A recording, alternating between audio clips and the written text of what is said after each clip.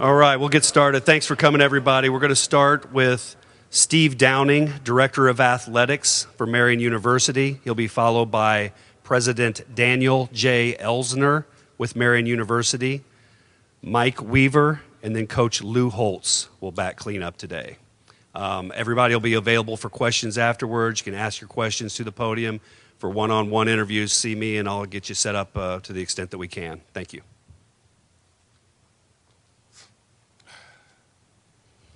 Yeah. Good afternoon. I'd like to thank everyone for showing up this evening and joining us. In a few moments, you're going to hear a major announcement about construction work at Marian University, something I'm very proud of, and this construction work will help ensure that Marian University continues to be an anchor on the west side of Indianapolis, which is where I grew up at, which makes it a lot more special for myself. A lot of great things have happened at the university the last year, and just wanted to reflect a little bit with you, talking about some of the athletic success that we've had there. In December, we won a second national championship in football. And if you can win a championship in any sport, I mean, that's a great thing. And we've competed the last 4 years, we've been in the championship game 3 times. And so football program is in the right direction. I thank the coaches for that. Secondly, our women's basketball program won its first. And that's what we're talking about. A lot of the things that have accomplished through the years is a first for Marian University. Won our first national championship, conference championship, women's basketball in March. And both our head coaches in those sports, Coach Henniger, Coach Katie Juros, were Coach of the Year. And they're also great leaders. And we count on that with our athletes and our coaches. So, again, that's been really, really special. We had our first in track and field.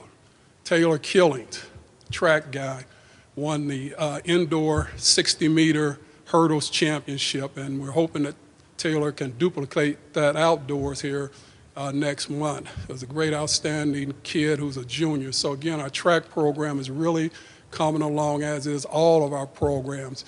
And I want to talk about cycling. Coach Peterson's done a great job. They've won 33 championships, not all during his time, but the program has really been instrumental in leveraging us in the athletic community in terms of championships. So what these other sports are doing are really, really special. I want to thank my coaches for coming out to this press conference. I asked them to come out, and, you know, I see the wrestling, volleyball, lacrosse coach here. I thank you guys. Again, we're a team, and that's what we talk about. You know, this is all special, and you can't accomplish the things that we accomplish without everyone jumping in there. We enjoy a lot of success at Marian. We're right here in Indianapolis, where high school, football, basketball, all the sports are really, really special, and we should be able to draw upon these high school kids to come to Marian and be successful like we are. So again, my college coach was really, really special in terms of the demands put on athletes, and this is the way I try to focus in terms of trying to work with these young coaches toward championships. And so this is enjoyable to me. And I, as an athletic director, could not do my job without the support that I get. That everyone on campus, the business people, financial aid, we're all a team. But again, for me, I would have to mention, before I bring him up, just talk a little bit about President Elsener and what he has meant to me. You know, he took a chance hiring me coming to the school, not sure, because he knew I played for Coach Knight, and I was not sure how that would follow out. But what attracted me to him was that he believes in the student athlete, and of all those athletic accomplishments that we talk about, what I'm most proud of has happened there is the grade point average for the men athletes have gone up over the last 5 years from a 2 to a 2.7. We have study table, and what President Elsener, talks about that has impacted me, but I always felt this way. He tells all the recruits, when he talks to those football kids or any of them, he talks about leadership at the end of their time, that he wants them to go out and be leaders in the communities. expand on those Franciscan values. That's what we talk about, and that's what we expect. We expect them to graduate and then go out and be productive, and hopefully they'll come back and give us some money. But again, he's impacted me, and it's been a good job for myself because he was an athlete himself, and he understands the trials and tribulations associated with that. And when we buy into that philosophy, we're almost like Batman and Robin because we think alike. And I'm assuming I'm Robin when I say that. But it has been a fun situation for me, guys, and I could not do what I do without his leadership, and that's what we talk about at the school where we're trying to develop leaders. So having said that, I'll bring up President Elsener. Thanks. I'm just trying to picture that guy in the Batmobile. Wouldn't that'd be a squeeze? Listen, it should be absolutely no surprise why we're excellent in athletics. We hire excellent coaches. Our athletic director, you can look on the dictionary, you see athletic leadership, and that would be Mr. Downing. I like to win, but it's really the consequence of doing some other things right. And you have to have leadership that focuses on academics. We tell our student athletes, we tell all of our students, you don't suddenly do well when you want to. You do well as a habit. You don't suddenly get character, you develop character. And we'd have no better laboratories for character development than our athletic program. That's additionally true about intramurals and fitness programs at our university. We've grown dramatically. Frankly, our student body is 3 times bigger today than it was in 2001. I like 2001 because that's the year I came on campus. And actually, our student athletes just recently, I saw their GPAs are up over 3 now, 3.04. We're very, very proud of that. We recruit the kind of kids that want to be leaders, and excellent. Now, to do this, to have these kind of programs and attract these kind of people, you need facilities. We're still working out of an old gymnasium that it was nice in 1971 when we built it, and we're still thankful for the people who helped make that happen. Our dining hall was very nice in 1941.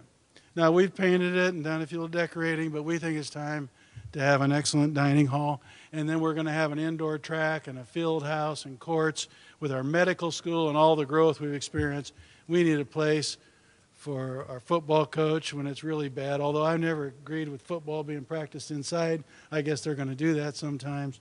I guess I'll get over that. I grew up in Nebraska and it was snowing. That's when we started feeling good about playing basketball. Now, to have all this, you have to have investors. You have to have people that believe in you, and you have to have leaders. And today I'm going to call up one of our most significant leaders around this project. I see Michael Browning's here. I know Al Layton. We're developing a whole big group of leaders behind this effort to build a $30 million addition. This program will cost $30 million to expand. The good news is we're already just bumping up against 15, and we don't quit at halftime at our place. This is when we're closers, okay? We're closers. We love the second half. We win a lot of second half games, don't we? So we're going to, with this kind of leadership behind us, we will be successful. I'm going to have Michael Weaver as one of our leaders that got this thing rolling really come up here and speak. Interesting guy, got drafted in the NBA, but he declined and went and got his MBA. So no NBA, but MBA. And MBA seems doing pretty well. He's president of Weaver Popcorn. It's a wonderful enterprise. He set out to lead this with not only his time and talent and leadership, but also with his resources. And he and Becky have got this rolling. Other people then, when the leader starts, other people roll behind. And so I want to introduce you a tremendous friend of mine and a great investor in Marian University, Mr. Mike Weaver. Mike, thank you. Thanks, Dan. Firstly, I'm delighted to be here to represent donors, past and present. I think the neat thing about Marian is that there are a tremendous number of people, both locally and throughout our country, who have come back because of Dan's leadership and the board's leadership and the vision that exists at Marian. Not only the vision, but the mission as well. And it's really fun to be a part of this. And you know, giving away money, as we all know, is not a rational decision. I mean, it's an emotional one, right? But whenever donors give money, they want a return on their investment. And I just want to share with you a few things about Marian that I think demonstrate what a great investment it is. Firstly, it's about our kids. And, you know, if you spend time with students, whether they're athletes or just our students at Marian, you'll find that they have a purpose and they want to become a transformational leader. And they're at Marian to gain knowledge, to gain experiences, to gain skills that will help them pursue whatever it is that they want. 1 out of 8 of our students is a first-generation college student, which I think is pretty awesome. I mean, we're breaking into some new territory when we bring in kids. 1 out of 8 is a first-generation college student. Almost 1 out of 4 is a minority student. And about 80% of our students are from right here in the state of Indiana. So we have some great kids. The second thing is that kids are taught in the right way at Marian. You know, the emphasis on academics, on character building is significant.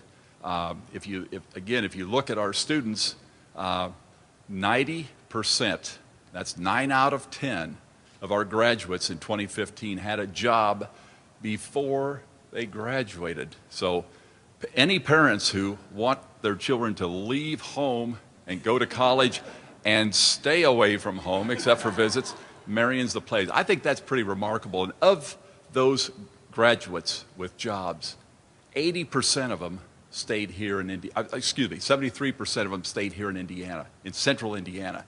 So graduates from Marian are strengthening our communities, and whether they're in the School of Education or business or our medical school or whatever school it is, we have graduates from Marian moving out into our communities right here in central Indiana and becoming transformational leaders.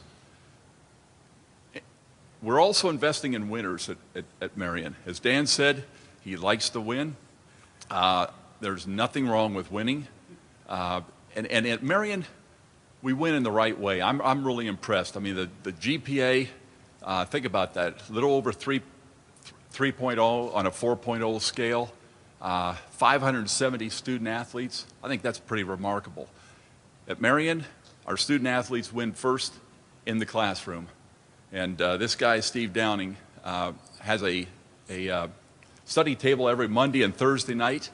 And I will tell you, he is there. And with that imposing figure, I don't think, do any of the student athletes not show up? Something tells me they don't, but it's that commitment, that caring that is key, I believe, with our student athletes. So in the classroom, character, and then on the field of competition as well. And you've heard about the championships. We've got some outstanding coaches, Mark Henninger, Carson Harris, Katie Gerards, Dean Peterson. All of our coaches, I will tell you, they're high quality coaches. They expect performance in the classroom.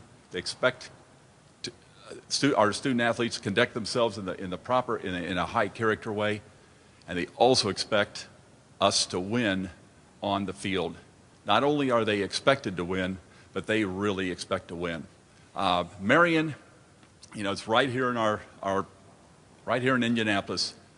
I think I can speak for all donors to Marian. It is a wonderful way to help kids who want to make a difference in this world through being transformational leaders.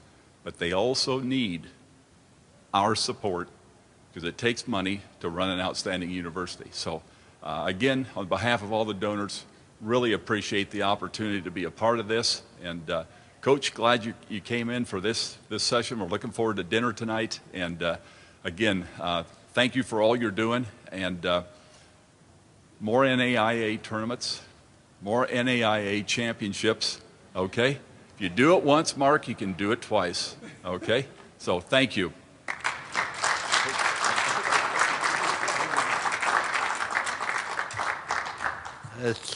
That's very well done. The guy, what he has done for this university is very modest, but when I found out, I mean, what a great commitment he's made to the young people. First of all, Mr. Elsener and everybody else, I really thank you for honoring me tonight. Some of the great people you've had that received that award, you know, Coach Pagano, Coach Knight, He had Andrew Luck. The list goes on and on. So I come here very, very humbly. I've also been involved in athletics most of my life.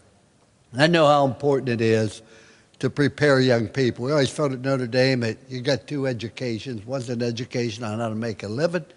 The other education you ought to get is an education on how to live.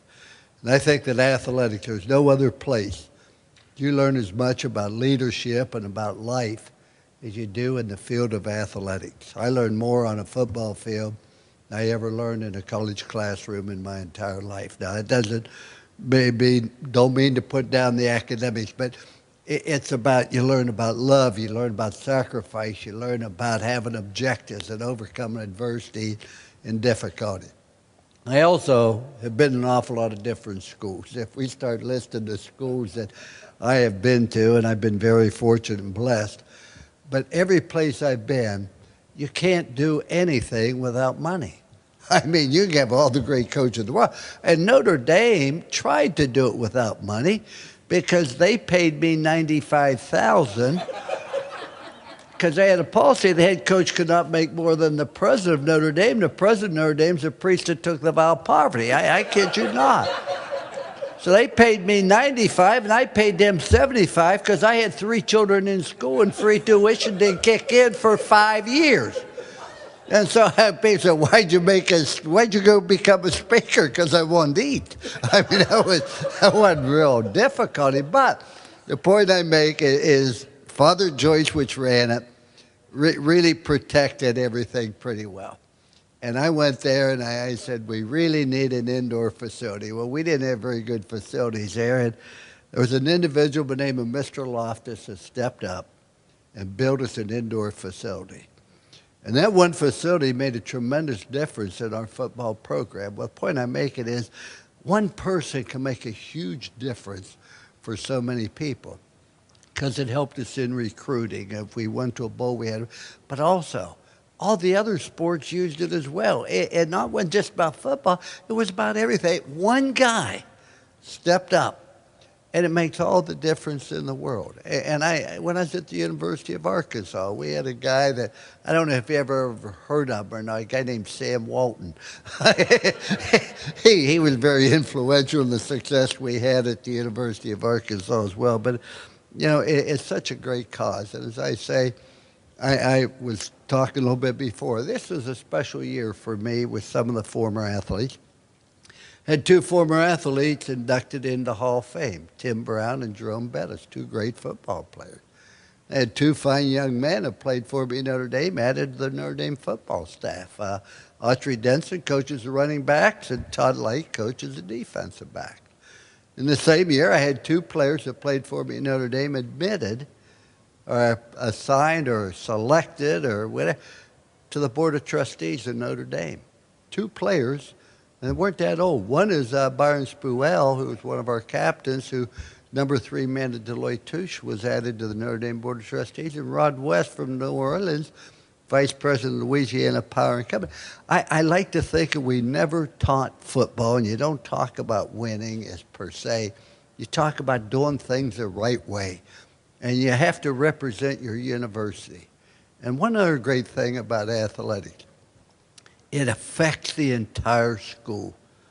There's a pride, there's a sense there's a cleanliness, and there's an attitude that permeates when things are going well in the athletic program. In addition to that, I think that athletes aren't pampered or coddled or anything else, but giving them a place to eat and work out and do these things is going to benefit all the students as well. So this is a monumental day here. And what Mr. Elsener has done here at Marian, I mean, you know, Jesus raised Lazarus from the dead. Well, he raised Marian from the dead. I mean, I'm not sure who was more dead, Lazarus or Marian, but he has done a fantastic job. But I congratulate him on it. But it's the fact that people have to understand that there's a sense of pride in what we do and the commitment and how we do it. We're going to be first class in everything we do. And the championships you've won is really tremendous. What you're going to find out, Coach Henniger, is if you don't win it, the people are going to be upset. We finished second in the country at Notre Dame. Everybody called me an idiot. because the guy finishes last in medical school, they call him doctor. And I know you have a medical thing. It doesn't seem like that's real fair, but that's just part of life. So to Mr. Weaver, your donation is going to make a lot of difference in people's lives. And tonight when I talk for 25 minutes, one thing I'm going to say is that if you didn't show up, who would have missed you and why? And had you not showed up, a lot of people here at Marian would have certainly missed you because you're going to make a huge difference in people's lives. With that, I'm going to ask Mr. Elsener and Mr. Weaver and to come on up here, and we'll entertain any questions that you might have. So come on up here. Hey, yeah, come on up here. I want to feel like I'm real small. Stand there. He played for Coach Knight, enough said.